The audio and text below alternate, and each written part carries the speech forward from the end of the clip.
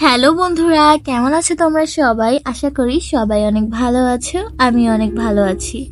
বন্ধুরা, আজকের এই ভিডিওতে আমরা জেহপের বার্থডে উপলক্ষে জেহপের লাইফ স্টোরি সম্পর্কে জানব।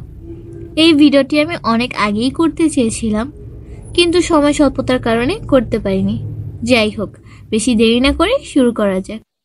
জং হোসক, যাকে আমরা সবাই বিটিএস এর জেহপ নামে চিনি, বিটিএস এর সব থেকে হাসি খুশি সদস্য।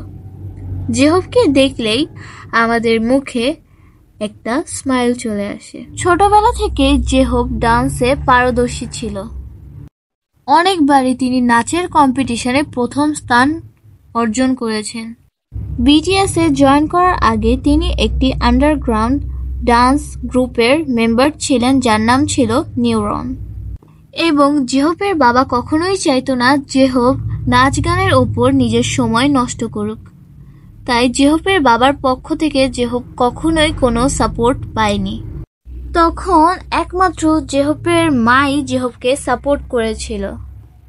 জেহপের পরিবারের অর্থনৈতিক দিকটা ততটাও ভালো ছিল না, তাই জেহপের মা অন্য শহরে কাজ করে তাদের অর্থনৈতিকভাবে সাহায্য করার চেষ্টা করেছে।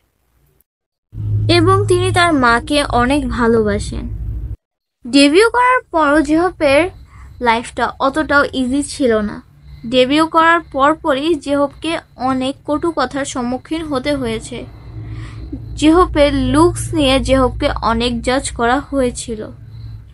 অনেকেই বলতো জেহপকে আগলি দেখতে। জেহপকে অনেক খারাপ সময়ের মধ্যে দিয়ে যেতে হয়েছে। অর্থনৈতিক কারণে তার অনেক স্ট্রাগল করা লেগেছে। আর তার সাথে তো আছে কটু কথা। আসলে কটু কথা খুবই কষ্টদায়ক।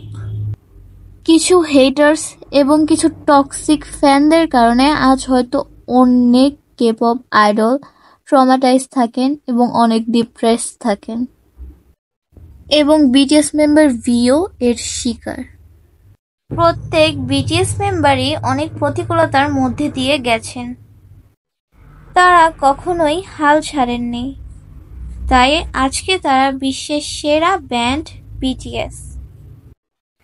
আজ এতটুকুই। আর এই ভিডিওটি ভালো লাগলে একটি লাইক করো, চ্যানেলটি সাবস্ক্রাইব করো, কমেন্টে জানাও এ ব্যাপারে তোমার মতামত কি এবং পরবর্তী ভিডিওটি কোন বিষয়ের উপর দেখতে চাও। আর আমাকে ফেসবুক এবং ইনস্টাগ্রামে ফলো করে দাও, লিংক ইন ডেসক্রিপশন।